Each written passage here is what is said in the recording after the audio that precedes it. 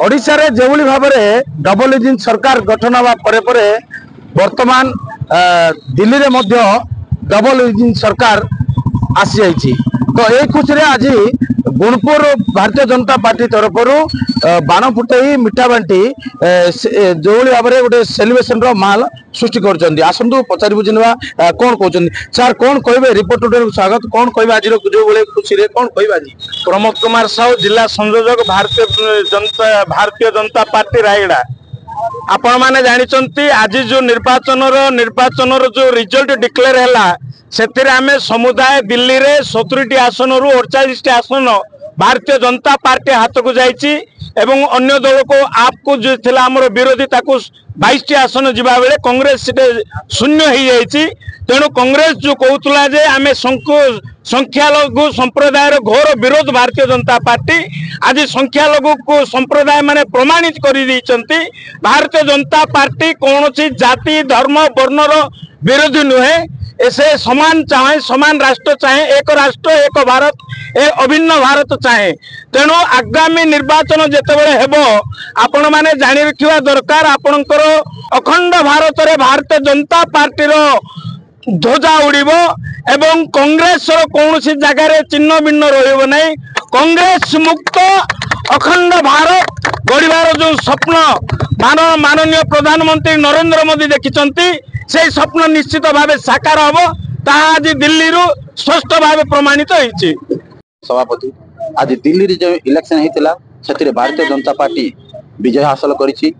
आ उपाधे NDA सरकार 21तम राज्य दखल करिछि। यार शुभेच्छा और मु दिल्ली वासी को दउछि। एथि सहित भारत वर्ष रे रहितिबा संख्यालघु संप्रदाय मुस्लिम भाई एवं क्रिश्चियन भाई मध्य आम भारतीय जनता प्रति आकृष्ट होई जो जनाभिमुखी देइचंती सेमानकु मध्य मु यार शुभेच्छा जणाउछि। जय जगन्नाथ। नमस्कार मु प्रथमे रिपोर्टर स्टूडियो को स्वागत जनाउछि। मो ना कीर्ति कुमार पंडा गुणपुर भारतीय जनता पार्टी। आज दिल्ली रे जो भावे भारतीय जनता पार्टी विपुल परिमाण रे सफल करिछि ता मु दिल्लीवासी को मु शुभेच्छा जनाउछि। दिल्ली रे जो अपारगता आप सरकार थिला ताकू बाजीमात मारिछि आज बीजेपी सरकार जहाँकि 70 सीट रु 48 सीट आनी आउ से खुशी रे आज आम गुणपुरवासी तरफ भी आम शुभेच्छा जनाऊँ आउ दिल्ली राज्यवासी को आम तरफ हार्दिक हार्दिक शुभेच्छा और अभिनंदन जनाऊँ।